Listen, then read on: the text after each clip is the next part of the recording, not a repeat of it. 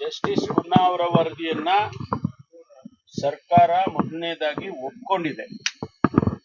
Accepted the report.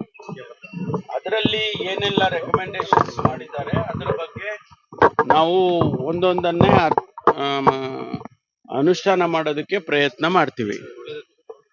ಈಗಾಗಲೇ RCB ಅವ್ರದ್ದು, ಆಮೇಲೆ DNA ಅವ್ರದ್ದು, ಅವರ ಕೇಸ್ಗಳೇನೋ ಹೈಕೋರ್ಟಲ್ಲೆಲ್ಲ ಇದೆ, ಅದು ಹಾಗೆ ಮುಂದುವರಿಯುತ್ತೆ. ಆಮೇಲೆ ಅಧಿಕಾರಿಗಳ ಮೇಲೆ ಈಗಾಗಲೇ ಅವರನ್ನ ಸಸ್ಪೆಂಡ್ ಮಾಡಿ ಒಂದು ಹಂತದ ಶಿಕ್ಷೆಗೆ ಒಳಪಡಿಸಿತ್ತು. ಈಗ ಮತ್ತೊಂದು ಡಿಪಾರ್ಟ್ಮೆಂಟಲ್ ಎನ್ಕ್ವೈರಿ ಮಾಡಬೇಕು ಅಂತ ಹೇಳಿ ತೀರ್ಮಾನವನ್ನ ಸರ್ಕಾರ ಮಾಡಿದೆ. ಮತ್ತೆ ಯಾಕೆ ಡಿಪಾರ್ಟ್ಮೆಂಟಲ್ ಎನ್ಕ್ವೈರಿ ವರದಿ ಕೊಟ್ಟಾದ ಮೇಲೆ ಮತ್ತೆ ಆಗಲೇ CID ಕೂಡ ಕೊಟ್ಟಿತ್ತು. ಅದು ಇಂಟರ್ನಲ್ಲಿ ಡಿಪಾರ್ಟ್ಮೆಂಟಲ್ ಎನ್ಕ್ವೈರಿ ಬಂದು ಅಡ್ಮಿನಿಸ್ಟ್ರೇಟಿವ್, ಅದು ಇಂಟರ್ನಲ್ಲಿ ಮಾಡ್ತಾರೆ.